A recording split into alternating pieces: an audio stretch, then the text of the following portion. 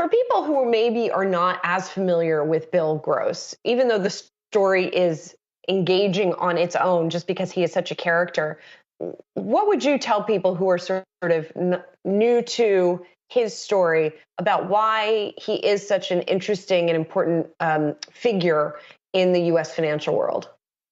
Yeah, it's such a great question. And it's one I get a lot where I think, in my personal opinion, I think that the bond market is sort of underappreciated in its role in the global financial market. We in the financial press, of course, get it and we talk about it all the time. But I think in the kind of broader world, we talk about the stock market, we talk about, some more, I think, lighthearted stuff where, in my view, the bond market is where rubber meets road. And in thinking about that, Bill Gross was so foundational to the creation of the bond market as we know and love it today. So trying to think about, PIMCO and Bill, sat at this inflection point in our economy for so long. And there was just such a tremendous amount of influence in this one pocket that I really felt like was very underappreciated, and kind of people just weren't that aware of who they were and what they did. So in my opinion, it's kind of a tough sell. Like, you need to understand this because it's like eating your peas and carrots. But in this case, it's not. I think it's a fun enough and engaging enough story. And the people are so fascinating that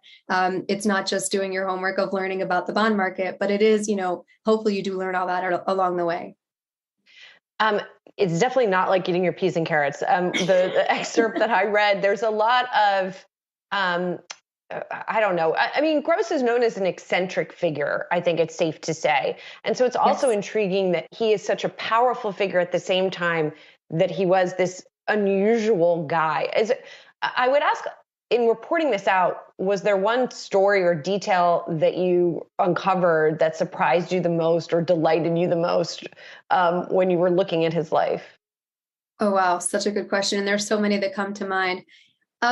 I think as far as surprising, certainly the events of the later years of his life were, he's out there still basically making headlines.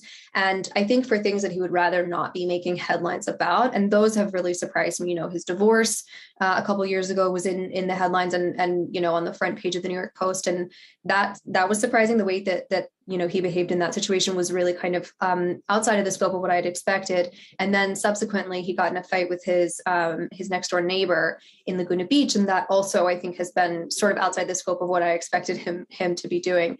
But, he is such a fascinating person. And I think the best part about him as an interviewee and as a subject is that he's so reflective. So he knows, 9 times out of 10, if he's about to do something that he shouldn't do, he absolutely knows that he shouldn't do it. And then he just does it anyway. So I think for me, that makes him a really rich and interesting kind of character in a book, but also just a fascinating person. Mary, is there an event that you can point to that just changed him personally over the last few years of his career at PIMCO? Something that changed his behavior, because he did seem like a different guy by the time he left PIMCO compared to where he was mid-career, and then, of course, when he started at the company. Yeah, I think it also feels a bit, obvious, but when Mohamed Al-Arian left PIMCO, I think Bill took that really personally, and I think that was really destabilizing for him. His behavior in the aftermath really felt a bit more like a person going through a divorce and not actually like a professional departure and, a management transition. And I think that was a lot because the trust had been fractured in his view, and he felt betrayed. And, it was much more emotional than these things maybe normally are, or maybe optimally should be. And I think that, he also had been kind of disturbed in the years before that. In like 2011, he had a really bad bet in the treasury market. And for someone like Bill Gross, who measures kind of himself by his performance, he bases so much, in my view, on how he's doing in the market, that I think that was destabilizing. And then the Mohamed Al-Arian departure was such a blow. And that relationship disintegrating was one thing, but him just leaving, I think Bill kind of felt high and dry, and more or less, in my view, he never recovered from that at PIMCO. When it comes to the bond market itself, what is the legacy of Bill Gross? I mean, he made some sort of permanent changes in the way that the bond market operated and that people traded it. What do you think is sort of the most important changes that he made? Well, he did. I mean, there's so many potential answers here too, where I think he really helped to push the interest and kind of the prevalence of investing in mortgage-backed securities. They were very early to it in like the 1980s and very enthusiastic about it. And I think that their, abilities in investing in mortgage-backed securities helped to inspire others, right? People were like, oh, they're doing so great at this, maybe I should try too. And I do think that helped fuel the growth in that market. And that's true in a lot of different, they have been very enthusiastic. Bill and some of his compatriots like Chris Dialynas at PIMCO, they really embrace derivatives and are not afraid of complexity. And I think that, that can be a great thing. Innovation is great. Financial innovation can be very helpful. But at a certain point, you're engineering for the sake of engineering, or you're a bit too clever for your own good. And the kind of social utility of these products kind of escapes me at a certain point. And so I think, this kind of financialization, obviously it's been a much broader trend. And it's not to say that Bill Gross created or invented it, but I think he very much pushed it and very much embraced it and helped to kind of create more interest in, very complicated securities, and let's put on an enormous bet in CDS and take this ridiculous amount of risk in a mutual fund.